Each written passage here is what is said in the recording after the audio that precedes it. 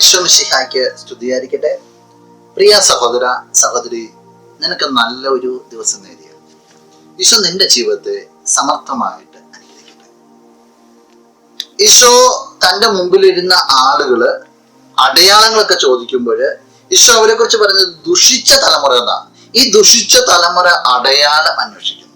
ഈശോ ചേർത്ത് പറയുകയാണ്, വിശുദ്ധ ലൂക്കാ അറിയിച്ച സുവിശേഷം 11-ാം അധ്യായം 30-ാം തിരുവചനം, യോന നിനവേക്കാർക്ക് അടയാളമായിരുന്നത് പോലെ മനുഷ്യപുത്രൻ ഈ തലമുറയ്ക്കും അടയാളമായിരിക്കും. യോന അടയാളമായിരുന്നത് പോലെ എന്ന് വെച്ചാൽ പറയുക, നിങ്ങൾ അടയാളത്തിലേക്കല്ല നോക്കേണ്ടത്, ഈശോയിലേക്ക് നോക്കുക. കാണപ്പെടുന്ന ദൈവം, ദൈവത്തിൻ്റെ പുത്രൻ, ദൈവത്തിൻ്റെ അടയാളം.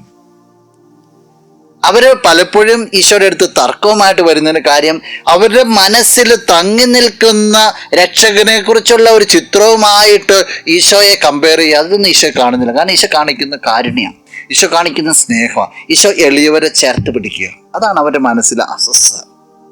അവർ സങ്കല്പിച്ച ദൈവത്തിനല്ല. അതുകൊണ്ട് വീണ്ടും വീണ്ടും അടയാളം ചോദിക്കുക. നീ നിന്റെ ക്രിസ്തുവിനെ തിരിച്ചറിയുന്നുണ്ടോ എന്ന് ഇന്നൊരു ചോദിച്ചിരുന്നു. നീ നിന്റെ ക്രിസ്തുവിനെ തിരിച്ചറിയണമെങ്കിൽ നീ നിൻ്റെതായ രീതിയിലല്ല അന്വേഷിക്കേണ്ടത്. അവൻ കടന്നു വരുന്ന രീതിയെ വ്യക്തമായി മനസ്സിലാക്കിയിട്ട് അവനിലേക്ക് നീ നോക്കണം.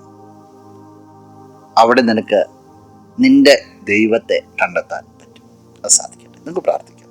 കണ്ണുകളടച്ച് കരങ്ങൾ കൂത്താം. നല്ലവനായ കർത്താവേ, നിന്നെ അങ്ങ് സ്തുതിക്കുന്നു, ആരാധിക്കുന്നു, മഹത്വപ്പെടുത്തുന്നു. ഈശോ, നിന്റെ നിറസാന്നിധ്യത്തിന് നന്ദി പറയാണ്.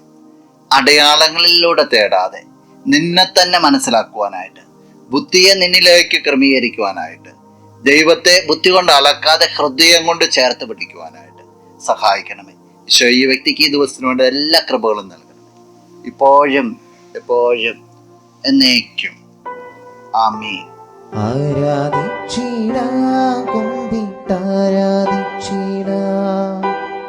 ആരാധിക്കുമ്പോൾ അവദാനം